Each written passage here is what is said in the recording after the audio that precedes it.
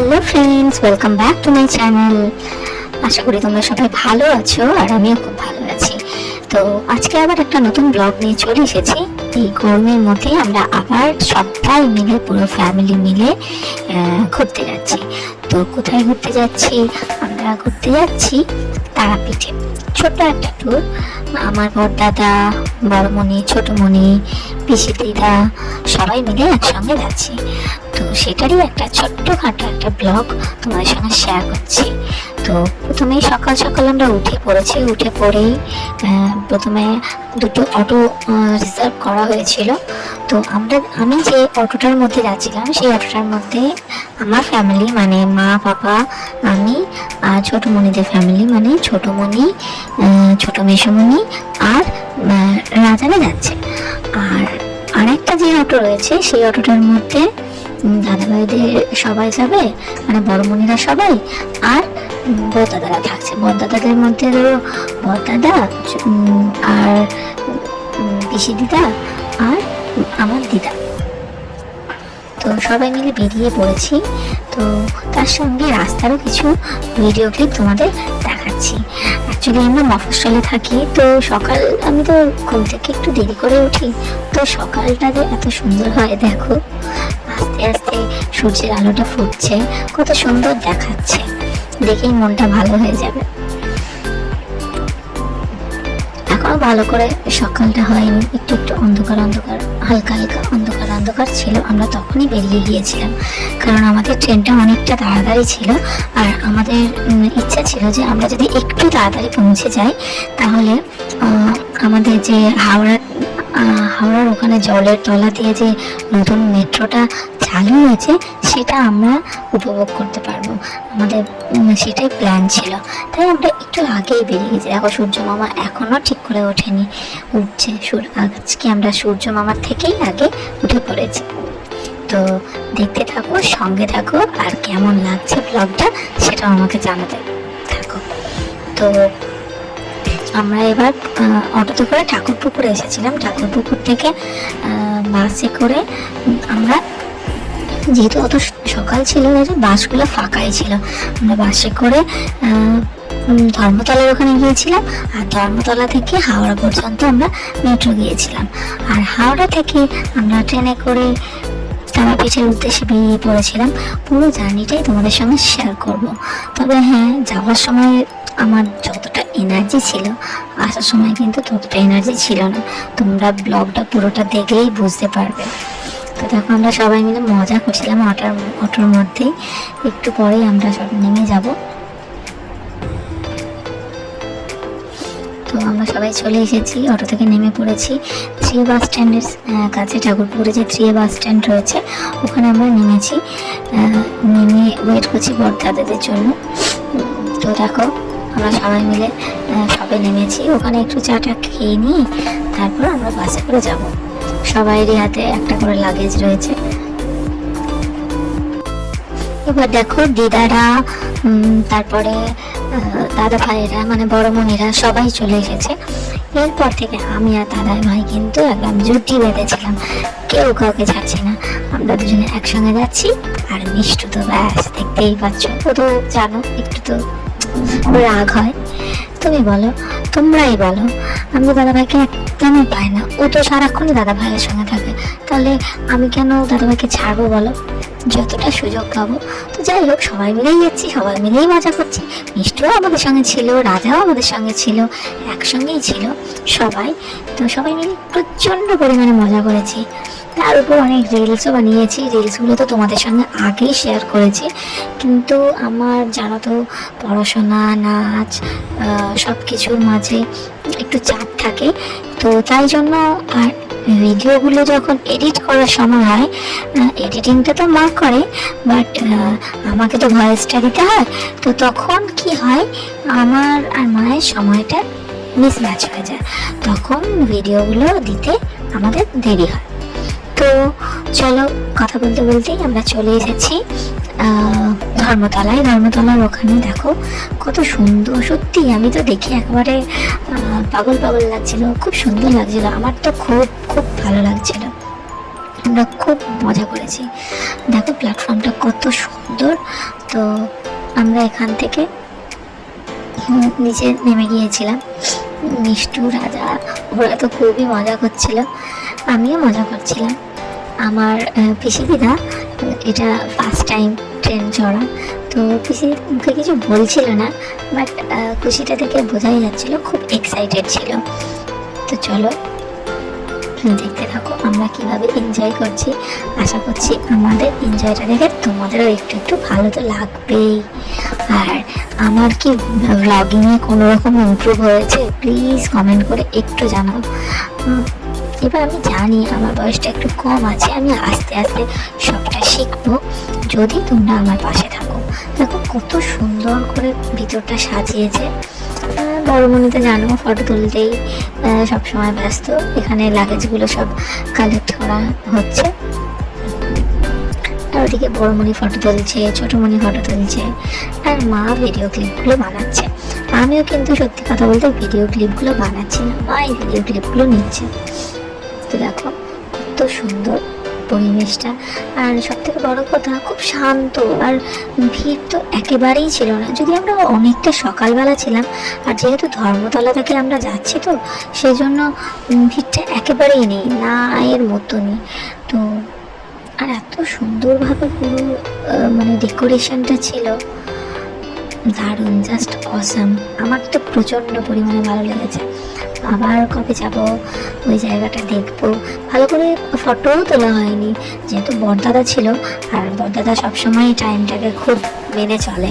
তো সেই জায়গা থেকে আমরা প্ল্যাটফর্মে ওখানটায় বেশিক্ষণ থাকতে পারিনি ট্রেনটার জন্য। ট্রেনের ওখানে গিয়ে দাঁড়িয়েছিলাম, তাও যতটা ছিলাম তাও অনেকটা মজা করেছি। দেখো মা ভিডিও ক্লিপগুলো নিচ্ছে, মায়ের পিছনে বড় মেশনি আর পাপা ছিল।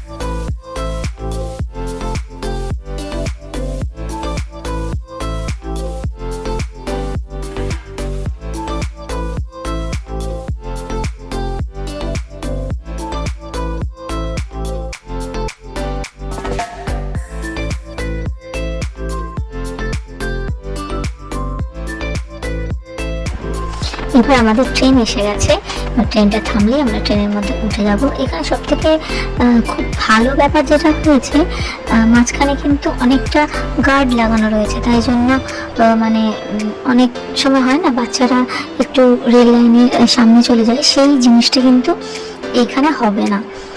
তো দেখো ট্রেনটা পুরোটাই মেট্রোটা, অ্যাকচুয়ালি মেট্রোটা পুরোটাই ফাঁকা, মেট্রো রেলটা। তো আমরা আমাদের নিজেদের মতন দৌড়াদৌড়ি করছি, মজা করছি, আর সবাইকে জিজ্ঞাসা করছি যে কার কেমন লাগছে না লাগছে। আমার পিসিটা, আমার পিসি দিদার মুখটা দেখো, দেখে বুঝতে পারবে যে কতটা ভালো লাগছে। সরি হ্যাঁ। তো আমরা এখানে খুব দৌড়াদৌড়ি করছি, আমার বড়দাদা ওখানে দাঁড়িয়ে রয়েছে, এরকম পাপা, ছোট মেশমণি আর বড়মণি তো কিছু বলার নেই, ফটো তুলতে ব্যস্ত। বড় মেশমণিকে বলছে হাসার জন্য, বড় মেশমণি এমনই হেসে দিয়েছে, বড়মণি তখন একটু রেগে রেগে মতন গিয়েছে, তুমি একটু ফটো ঠিক করে তুলতে পারছো না। এখানে মিষ্টু আর রাজা গল্প করছে, আর আমাদের ক্লিপটা নেয়নি মা।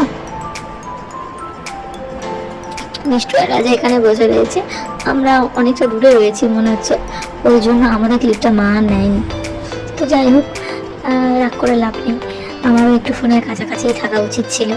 আমি তো দৌড়াদৌড়ি করছিলাম, আমিও মজা করছিলাম। এই যে নীল আলোটা দেখতে পাচ্ছ, এই নীল আলোটার মধ্যে দিয়ে যাওয়া মানেই আমরা গঙ্গার তলা দিয়ে যাচ্ছিলাম, কয়েক সেকেন্ডের মধ্যেই আলোটা কেটে গেল।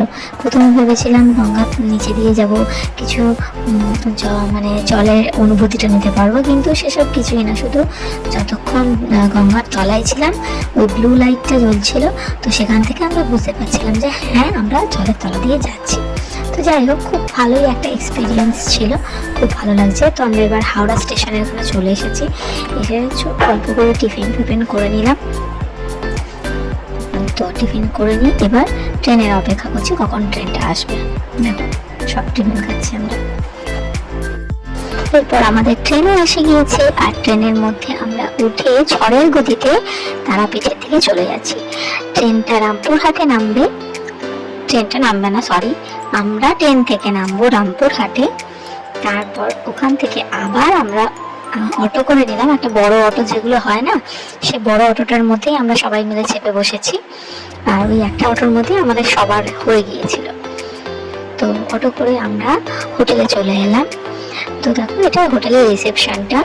আমরা যে হোটেলটাতে উঠেছিলাম সেই হোটেলটার নাম হলো দেখো হোটেল নর্দন। তো আমরা ওখানে গিয়ে, আমাদের রুম আগে থেকেই বুক করা ছিল, সেখানে গিয়ে তারপর একটু খাওয়া দাওয়া করলাম। ওর পাশেই ওনাদেরই খাওয়া দাওয়া করার যে হোটেলগুলো হয় সেই হোটেলটাও ছিল। তো সেখানে খাওয়া দাওয়া করে নিয়ে ফ্রেশ হয়ে তারপরে স্নান টান করে একটু রেস্ট নিয়ে মন্দিরে চলে এলাম পুজো দিতে। তো আমরা যখন এসেছি তখন কিন্তু মন্দিরের গেট তখনও খোলেনি। তো দেখো সমস্তটা পুরো চাবিটা দেওয়া রয়েছে, আমরা দাঁড়িয়ে বসে রয়েছি। তো অনেকক্ষণ ধরে অপেক্ষা করছি, এবং করতে করতে পুরো মানে কি বলবো, আমাদের এনার্জি প্রায় লস হয়ে গেছিলো। তারপরে আর ভিতরে তো মন্দিরের ভিতরে কোনো রকম ক্লিপ নিতে দেয়নি, তাই আমি ভিতরে কোনো ক্লিপ নিতে পারিনি, বাইরে ক্লিপটা নিয়েছি। আর আসার সময় যতটা আমাদের আমার এনার্জি ছিল যাওয়ার সময় না পুরোটাই শেষ হয়ে গিয়েছে। যদিও আমরা তারপরের দিনে আবার সকালবেলা সব রেডি হয়ে ইয়েতে গিয়েছিলাম, ওই বামাখ্যাপার বাড়িতে গিয়েছিলাম। তো সেখানে যাওয়ার সময় কোনো রকম ক্লিপ নেওয়া হয়নি, তো সেই জিনিসগুলো তোমাদের সঙ্গে শেয়ার করতে পারলাম না। তো ফেরার সময় আবার ট্রেনে উঠে পড়েছি, বাদ বাকি আর কোনো কিছুই ক্লিপ নেওয়া হয়নি। তো যেহেতু আমার আর কোনো ক্লিপ নেওয়া হয়নি, তোমাদের সঙ্গে আমি আমাদের সেই সময়ের কিছু ছবি শেয়ার করলাম। দেখো ছবিগুলো কেমন লাগলো সেগুলো আমাদের জানাবেন। তো আজকের মতন আমার বকবকানি এখানেই শেষ করছি। আর প্লিজ প্লিজ প্লিজ আমাকে একটু সাপোর্ট করো, তোমাদের সাপোর্ট করাতেই কিন্তু আমি এগিয়ে যেতে পারবো। আর আশা করছি তোমাদের কাছ থেকে আমি সেই সাপোর্টটা পাবো।